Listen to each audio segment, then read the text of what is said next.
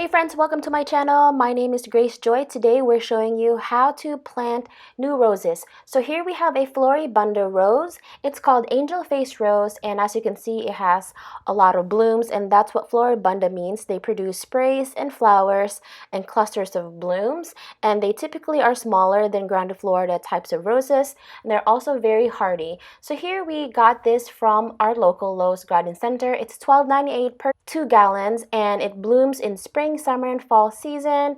It needs 6+ hours of sun. If you turn the tag on the back, it shows you more information on how to care for types of roses like this, and also the care and maintenance for this specific type of rose. So now we're going to show you how to plant the rose. First, you have to prep the area. That means you have to remove the grass, weeds, or other objects in the flower bed. Then you have to select the positions for the new plants and mark them carefully. Here we use like these dowel sticks and measuring tape to make sure that they are spaced evenly. Step number 3 is select similar plants according to their crown and cane structure or shape, so that when planted, their formation will complement one another. Here we selected similar base shapes to sit next to one another. Your choice will affect how the rose hedge will look when they're grown in. Next, dig holes the depth of the containers and loosen soil around the edges so roots will take hold easier. Spacing should be 3 feet apart on center.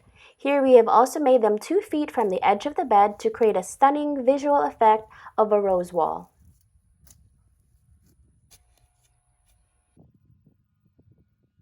Next, insert the plant so that the bud union is flush to the ground. It will settle 1 to 2 inches after watering or a heavy rain. In colder environments, people place bud unions below ground to protect them from frost damage. In warmer climates, we do it to promote that bowl shape of the rose plant.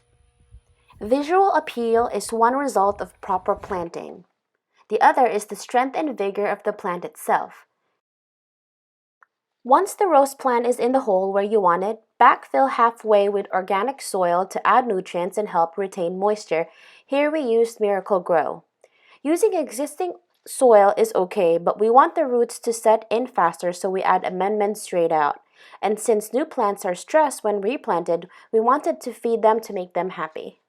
Then pour about 2 gallons of water in each hole before backfilling more. This takes the air pockets out and helps the soil settle in around the root base. Then backfill the rest of the soil to mound up around the plant. Then we place small dowel rods around each new plant and used zip tie to anchor the new plant to aid in the upright growth and give them stability for the first 3 months. So we want to protect them while they're young and taking root. This step produces healthy plants in proper position, thus creating an eye-catching hedge like this one. Finally, we water them one more time just to hydrate them. With the roses now planted, the only thing left is to enjoy their splendor. Thank you guys so much for watching this video. Please click like if you found this helpful. Until next time, have courage and be kind.